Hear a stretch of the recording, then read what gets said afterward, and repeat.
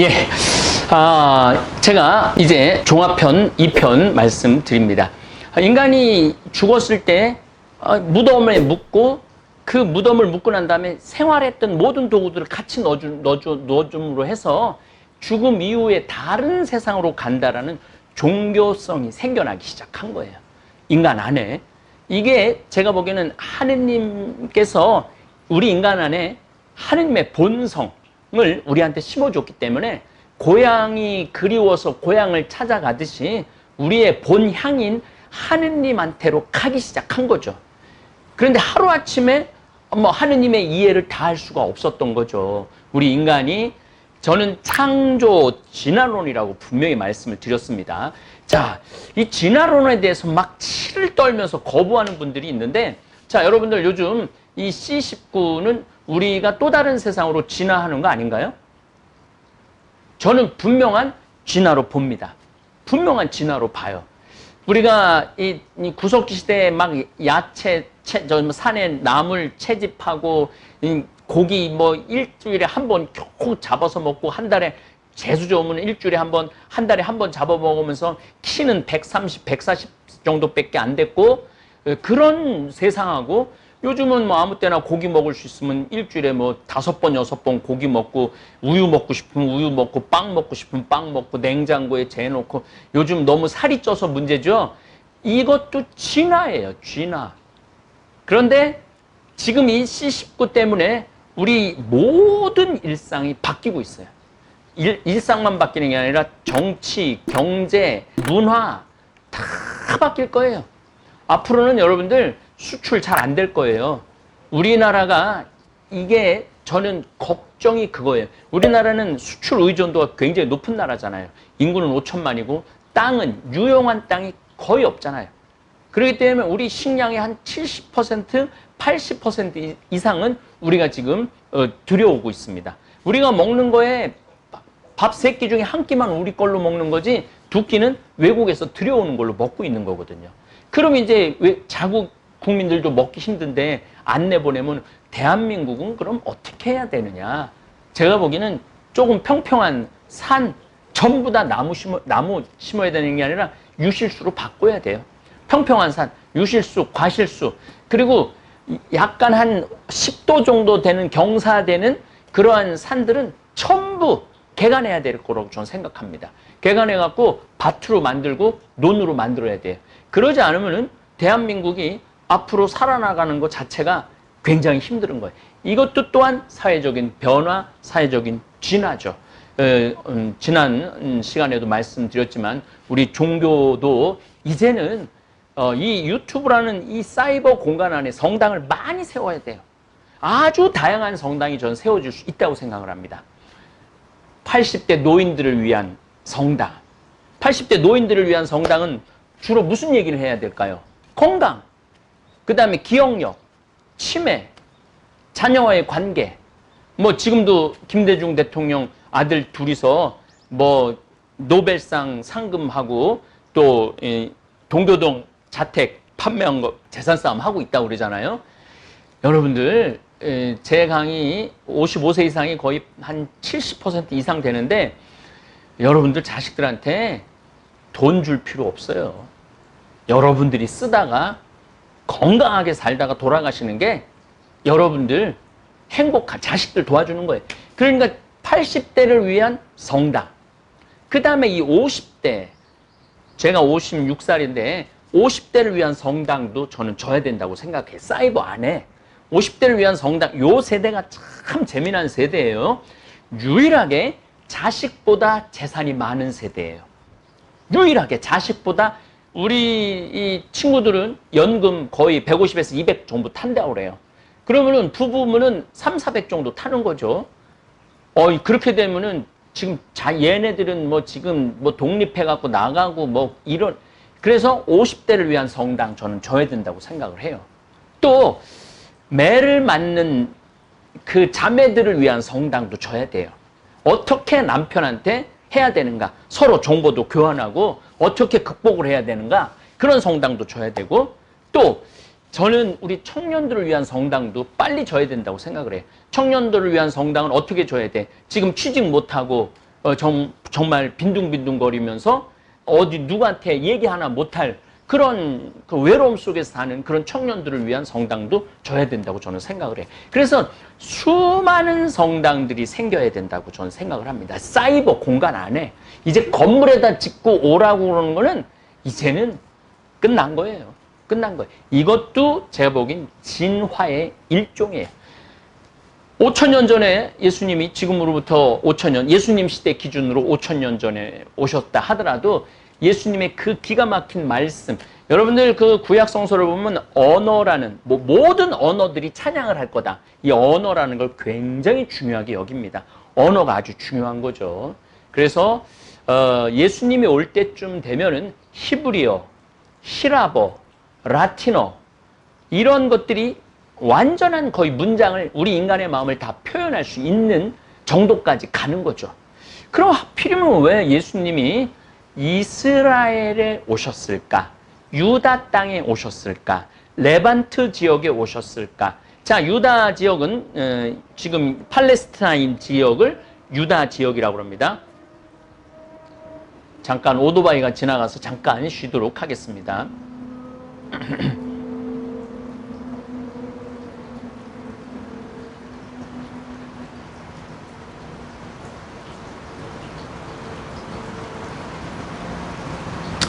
예, 여러분들 이거 좀 넣으세요. 이것도 아주 중요한 지금 소리가 지나갔어요.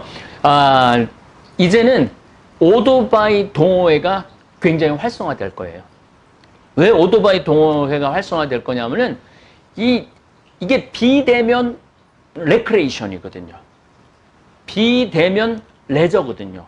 그래서 자동차, 전동 조그만 거 전동 보드카라고 그러나요?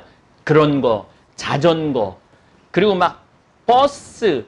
벌써 우리 이 읍내에도 버스가 6번인가 7번 들어오던 게 4번으로 줄어들었어요. 버스, 사람 많이 모이는 거는 무조건 줄어들게 돼 있다는 거죠. 예. 예수님이 왜 유대, 레반트, 메소포타미아, 그것도 이집트 문명과 메소포타미아 문명 한 길 가운데에 있는 유다 지역을 택해서 왔느냐? 저는 이것도 제가 신의 한 수라고 다음 주 토요 특강 때 말씀드리겠지만 이것도 신의 한 수예요. 하느님의 한 수야. 왜냐하면 모든 문명이 지나가는 데가 어디냐면은 팔레스타인 지역이에요. 그래서 하느님께서는 당신 아들을 이 세상에 구세주로 보낼 때 쫙 훑어봤겠죠. 황하 쪽에 보낼까? 대한민국에 보낼까? 일본에 보낼까? 아메리카에 보낼까? 유럽에 보낼까? 인더스에 보낼까? 그런데 가만히 당신이 이렇게 보시니까 요 지역이 문화가 집결되는 데야. 어떻게 집결되느냐 하면은 이집트 문명, 메소포타미아 문명, 메소포타미아 문명은 인더스 문명하고 교류가 있었어요. 그러니까 메소포타미아 문명, 또 인더스 문명은 황하 문명과 교류가 있었어요. 그러니까 황하 문명, 인더스 문명, 메소포타미아 문명, 이집트 문명, 또 그리스, 로마, 그리스 알렉산더 대왕부터 시작한 헬레니즘 문명, 이 헬레니즘 문명이 이게 굉장한 문명이거든요. 왜냐하면 인간의 그 철학을, 인간이 생각하는 걸 소크라테스, 플라톤, 아리스토텔레스, 그 다음에 아테네는 민주주의 국가였어요. 무슨 의견을 하면 흰돌 놓고 난 반대한다, 까만 달을 놓고, 굉장히 민주화된 그런 문명에다가 헤브라이즘 문명은 뭐냐면 아브라함, 이삭, 야곱, 요셉, 그 다음에 모세, 그 다음에 사무엘, 엘리야에서부터 에제키엘, 에레미야, 그리고 그 유명한 이사야, 고난받는 종, 야훼의 종, 노래, 네 번째 노래까지 있죠. 여기까지 이렇게 쫙 몰려갔던 이유가 하느님이 이렇게 보시기에는 여기에 내 아들을 보내야 되겠다. 그리고 내 아들을 보내는 때는 가만히 보니까 예수님은요, 민주주의를 아주 체득화돼서 오신 거예요. 왜냐하면 누구를 정상 반열에 올렸느냐면은 여자들을 남자들하고 동등한 반열 위에 올려놨어요. 요한복음 4장에 사마리아 여인하고 끝도 없는 얘기를 하죠. 동등한 반열에 올려놓습니다. 그리고 마리아 막달레나는 사도 중에 사도였어요. 그러니까 예수님은 남자 사도만 뽑지 않았어요. 여자 사도도 같이 뽑았어요. 그렇기 때문에 남녀 평등을 벌써 2000년이나 앞서서 예수님 그걸 해놓으신 분이에요. 그러니까 예수님은 그리스 문명도 이해하고 계셨고, 로마 문명도 이해하고 계셨고, 이집트 문명도 이해하고 계셨고, 메소포타미아 문명도 이해하고 계셨어요. 툭하면 띠로와 시돈 지방에 갔다라는 것은 중동 문명권 안으로 들어가신 거죠. 그래서 예수님의 이 종합, 예수님이 온 인류 역사를 관통하시면서 말씀하시는 거예요. 때가 찼다. 하느님 나라가 가까이 왔다. 회개하고 복음을 믿어라. 그리고 이제 예수님이 하시는 하느님 나라, 이 하느님 나라는 제가 이제 다음 또 특강에 말씀을 드릴 겁니다. 어쨌거나 하여튼 예수님은 이 구세주, 예수님이 참 위대한 게 나라를 세우지 않았어요. 이 세상에 나라를 세우지 않았어요. 웬만하면은 나라를 세울 거 아니에요. 그리고 예수님이 그 정도 능력이었으면 성전도 어마어마하게 큰 거를 지으실 수 있잖아요. 근데 예수님이 이렇게 말씀하십니다. 이 성전을 허물어라. 내가 3일 만에 다시 짓겠다. 내가 짓는 성전은 눈에 보이는 건물이 아니다. 이 정말 위대한 거죠. 그래서 예수님이 이렇게 오셔서 당신이 한마디 한마디 하는 거는 이미 아브라함, 이삭, 야곱을 넘어서서 예수님이 이렇게 말씀하시죠. 제가 지난주에 요한복음 17장 예수님 당신을 위해서 기도하고 제자들을 위해서 기도하고 제자들이 전하는 말씀을 전해 듣는 사람들을 위해서 기도하시죠. 여기서 예수님이 이렇게 말씀하세요. 나는 창조 이전부터 영광을 받고 있었다. 창조 이전부터 해와 달, 하늘과 땅, 묻과 바다 이런 모든 거 이전에 있었다고 그래요. 그래서 나는 이 돌들로도 아브라함을 만들 수 있다. 그리고 다윗이 주 하느님한테 도와달라고 자기 오른편에 앉게 해달라고 그렇게 빌었는데 그 주 하느님이 난데 내가 왜 다윗의 후손이냐. 난 다윗의 후손이 아니다. 나는 메시아다. 이렇게 말씀을 하십니다. 제가 여러분들한테 이런 말씀을 드렸어요. 우리가 하느님하고의 만남, 이게 어떤 거하고 똑같으냐면 엄마가 임신을 했어요. 이 10달 동안 아기한테 아름다운 음악도 들려주고 그 다음에 우리 의건이라는 요한이라는 한 살 엄마 아빠가 임신하는 날부터 매일 미사 복음을 읽어줬어요. 지금도 이제 태어난 지 1년이 됐는데 복음을 들려달라고 그래요. 그리고 너무너무 놀란 거 얘가 한 1년 6개월 정도 1년 한 2, 3개월 됐다고 그러는데 십자가에 예수님 그 못자국에 청테이프를 붙여놨어요. 아프다고. 예수님 아프다고. 그러니까 이 엄마가 이 아이를 하느님의 이름으로 키우는 거죠. 10달 동안 아야 너 사랑한다. 세상은 참 아름답다. 너는 나한테 소중하다. 아빠가 또 들려주는 그 음성을 아이들은 다 기억한다고 그러잖아요. 그런데 아기를 가졌을 때 부부가 막 심하게 싸우면 이 안에서도 얘가 받는 스트레스가 어마어마하다고 그러잖아요. 아이가 어쨌든 세상에 태어났어. 세상에서 나는 그 고통도 굉장히 크다고 그래요. 그래서 엄마 가슴에서 심장 소리. 그래서 여러분들 젖 먹일 때 이렇게 젖 먹이는 엄마들이 거의 없다고 그러죠. 이렇게 젖을 먹인다고 그래요. 심장 쪽으로. 심장 쪽으로 젖을 먹으면 아이는 젖을 먹으면서 엄마 뱃속에서 들었던 심장 박동하고 같이 해서 굉장히 편안하게 젖 먹으면서 잠을 잘 수 있다고 그러는 거죠. 이 태어난 아이한테 한 달, 2달밖에 안 된 아이한테 영혼을 얘기하고 정의를 얘기하고 불의를 얘기하고 감옥을 얘기하고 지옥을 얘기하고 이러는 부모는 세상에 한 명도 없어요. 이 아이한테 엄마, 아빠, 밥 줘, 배고파, 사랑해, 고마워, 안녕하세요 이런 단어를 하는 거죠. 우리 인간이 아브라함 이전에 구석기, 원시시대, 구석기, 신석기, 청동기, 철기라는 이 세월을 흘러오면서 우리가 1살, 2살, 3살, 4살, 5살, 6살, 7살, 8살, 또 사춘기, 청소년, 그리고 청년, 그리고 불혹의 나이 40, 예, 그 다음에 지천병의 나이 50, 이러면서 점점 영이 맑아지고 점점 영이 깨끗해지고 변화돼 갔죠. 그러므로 해서 하느님을 받아들이는 이 그릇이 점점 커지는 거예요. 저 역시 제가 이렇게 인생을 이렇게 돌아보면은요, 어렸을 때 하여튼 막 아장아장하고 막 시골에서 자랐기 때문에 뭐 막 그 호롱불도 생각나고, 밤에 그 반딧불도 생각이 나고 그랬어요. 근데 수원에 딱 올라와 갖고 아마 너무 시골에서 막 산천천지 돌아다니다가 도시라는 곳에 올라왔을 때 많이 답답했나 봐요. 그래서 그렇게 어머니 말씀에 의하면 짤짤거리고 싸돌아 다녔어요. 짤짤거리고. 제가 해 떨어지기 전에 집에 들어갔던 적은 없었던 것 같아요. 가방 메고 항상 집 반대편으로 갔어요. 뒤에 수원, 쟤는 영화초등학교라는 곳을 나왔는데 뒤에 역마산이 있고 그 뒤에 광교산이 있었어요. 항상 역마산에서 바위에서 놀고 메뚜기 잡고 가재 잡고 도라지 캐고, 광교산까지 가면 도토리, 밤, 감, 대추, 뭐 이런 어린 시절 굉장히 풍요로웠죠. 공부는 많이 안 했지만은 자연 안에서 많이 놀았던 것 같아요. 특별히 아버지하고 같이 김밥 말아갖고 주일날 광교산 가갖고 같이 먹고 산 뛰어놀고, 아마 제가 지금 이런 자연에 와서 사는 것도 그 어린 시절에 그 추억이 아닌가, 그런 생각을 참 많이 합니다.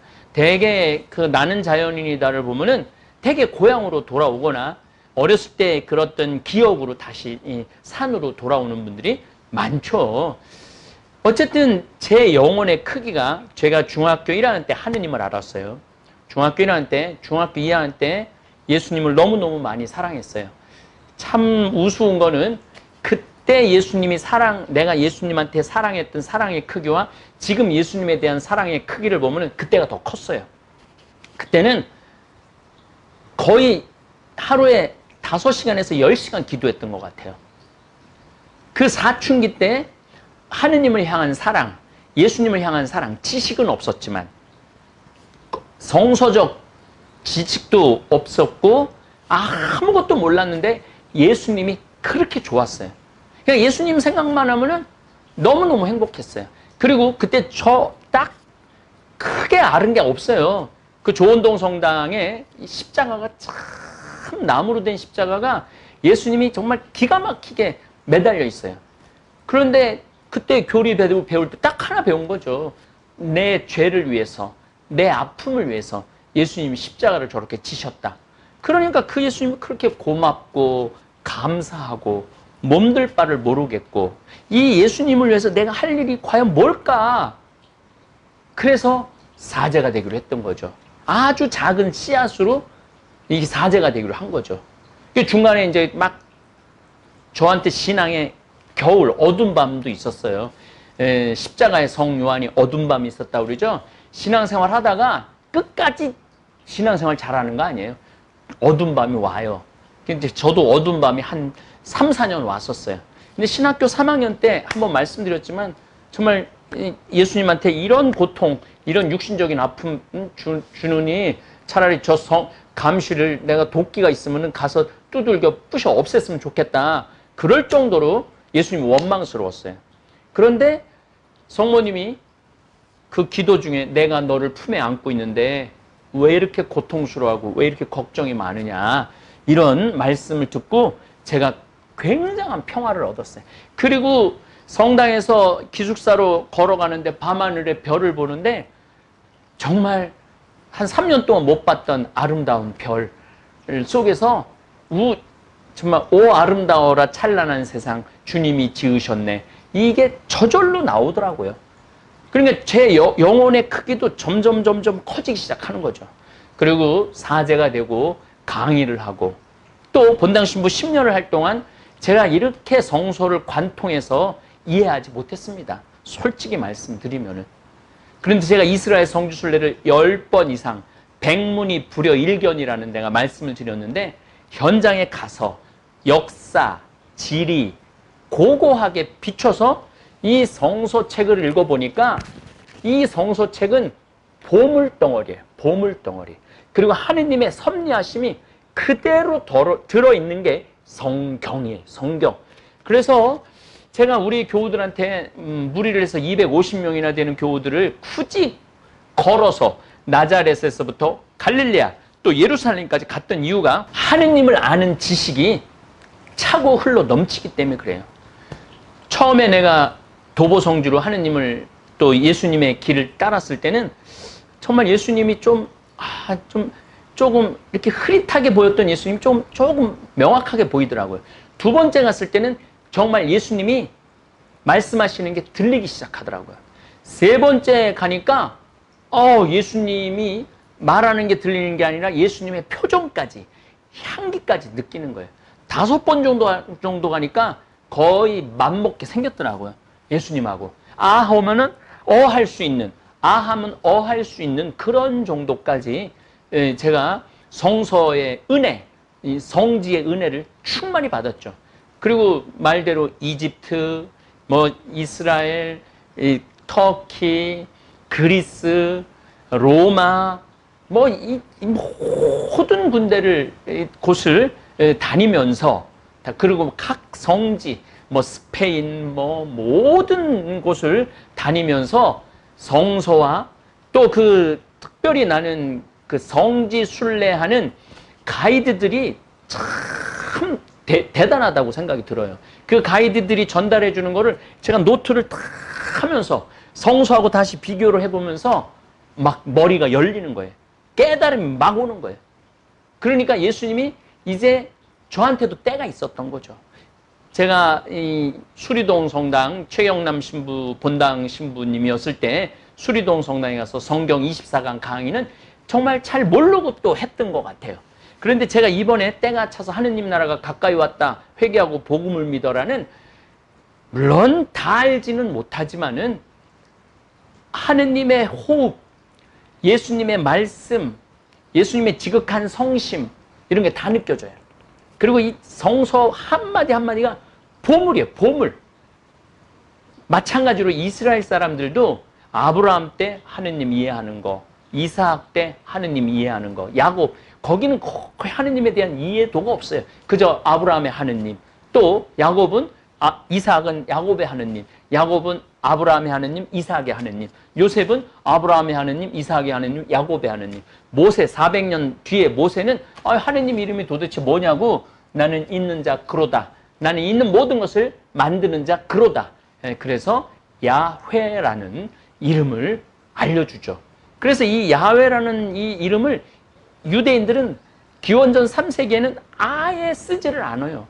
감히 어떻게 하느님의 이름을 인간이 부를 수 있느냐? 그래서 모음을 따갖고 아도나이라고 불러요. 아니면 엘로힘, 그냥 우리처럼 주님 이렇게 말하듯이 엘로힘이라고 불러요. 야훼라는 이름을 안 불러요. 그러니까 이 이스라엘 사람들은 특별히 이사야서의 제2 이사야 53장에 가보면은 구세주가 우리가 말하는 다윗처럼 칼로 세상을 구원하는 구세주가 아니에요. 알렉산더처럼 막 전 세계를 정복하는 그런 구세주 아니야. 우리의 죄를 대신 짊어줄 구세주, 어린 양의 희생양이 돼줄 구세주, 그러면서 하느님 마음에 드는 참 의인, 그런 구세주에 대한 기대가 잔뜩 부풀어 있었죠. 그래서 예수님 오시기 전에 하느님께서는 세례자 요한을 보내갖고 마음의 준비를 하고 드디어 예수님께서 오셔서 때가 차서 하느님 나라가 가까이 왔다, 회개하고 복음을 믿어라. 자, 제가 여러분들한테 앞으로 강의 계획을 한번 더 말씀드리겠습니다. 제가 만약 예수님이 이 세상에 오시지 않았다면이라는 주제로 얼마나 할 줄 모르겠지만 좀 할 거예요. 그리고 난 다음에 우리가 꼭 제가 말씀드렸습니다. 역사, 지리, 고고학이라고 그랬어요. 역사로는 메소포타미아 문명, 이집트 문명, 인더스 문명, 황하 문명을 공부를 할 거예요. 그 다음에 지리적으로는 청동기 문명, 철기 문명에 대한 것을 말씀을 드릴 겁니다. 이 철기 문명, 청동기 철기 문명은 단순히 유대인에게만 해당되지 않는 게 아니고 온 인류가 똑같은 과정을 가요. 놀랍게도 똑같은 과정을 가요. 그리고 난 다음에 그런 풍요로움이 있고 난 다음에 사상이 발달을 해요. 부처님, 공자님, 아리스토텔레스, 이집트도 제가 이집트 그 카이로 박물관도 갔다 왔지만 상당한 그러한 사상이 있어요. 그리고 최고의 사상은 구약 성서 안에 들어있는 헤브라이즘이죠. 요 세 큰 산을 넘을 거예요. 4대 문명을 넘을 거고, 그리고 난 다음에 철기 문명, 청동기 문명을 넘을 거고, 그리고 난 다음에 부처님, 공자님, 소크라테스, 또 이제 힌두 문명, 조로아스터, 그리고 이집트의 사상을 이렇게 그 끝에 예수님이 오신 거니까, 그 이전에 오신 게 아니라 그 모든 것 끝에 예수님이 오셨기 때문에 그런 문명들을 다 이해하고 신약 성서 사복음을 읽으면요, 한 구절 한 구절이 얼마나 신비로운지 모릅니다. 어쨌든 5만 명이나 넘는 우리 학생들 또 열심히 또 공부하면서 예수님, 공자님이 그랬잖아요. 배우고 익히니 이 또한 기쁘지 아니한가. 세상에서 제일 기쁜 게 벗 사귀는 거하고 배우는 겁니다. 그래서 여러분들 이젠 시대가 좀 바뀌었고 언컨택트, 비대면, 얼굴 마주 안 보고 사는 세상이 돼버렸기 때문에 이 유튜브 안에 우리가 영적인 성당을 많이 만들어야 됩니다. 저도 엄청나게 노력을 할 거예요.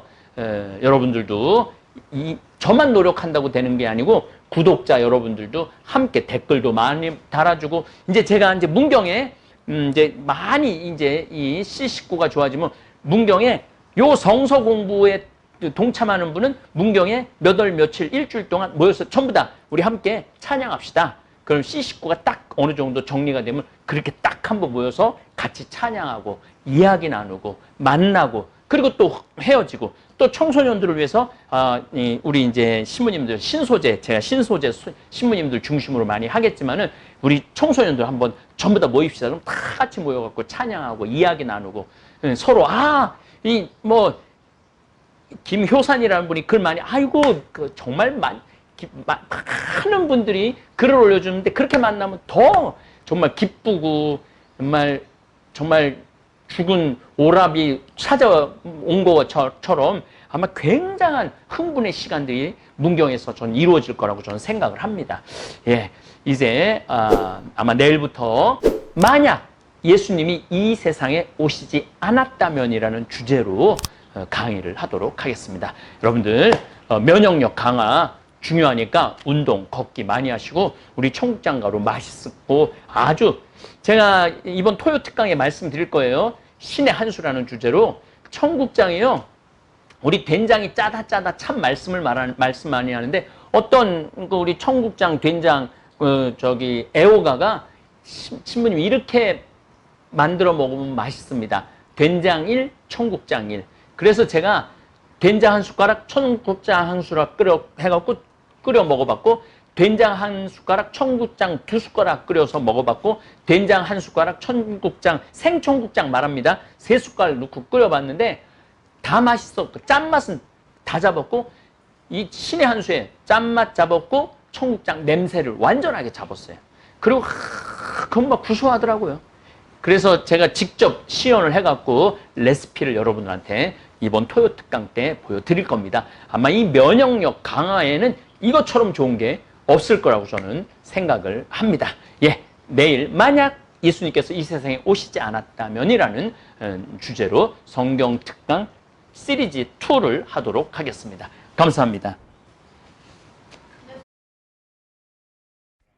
너무나도 고소해 참을 수가 없을걸. 건강을 책임져줘 생태만 청국장이 냄새난다 선입견이 있나요? 나도 처음엔 그렇다고 생각했지. 청국장 가루를